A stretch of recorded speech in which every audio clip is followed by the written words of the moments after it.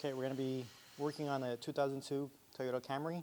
We're going to be replacing the turn signal. So if you look at it on this side, we're going to be looking at this connector.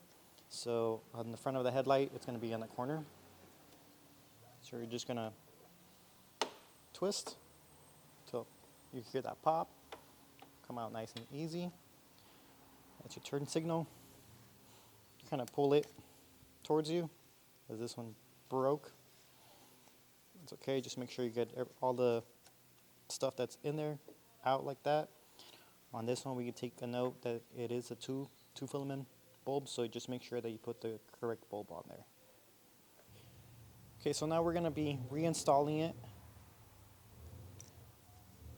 And just know, and some of the bulbs are one way on this time. You can go either or. So you just kind of push it in, reinstall it. Just make sure, if you're not wearing any gloves, try not to touch the bulb itself. The oils on your hands kind of cause it to premature wear on the bulb itself. So, I mean, if you're wearing gloves, that's okay. So now, you gotta locate the hole again. Just go in there. You're gonna turn, and what you're gonna be hearing is a pop. Sometimes, depending on the location, it is a little hard to get it. And that's where you're listening to, and that's how you replace a turn signal on a 2002 Toyota Camry.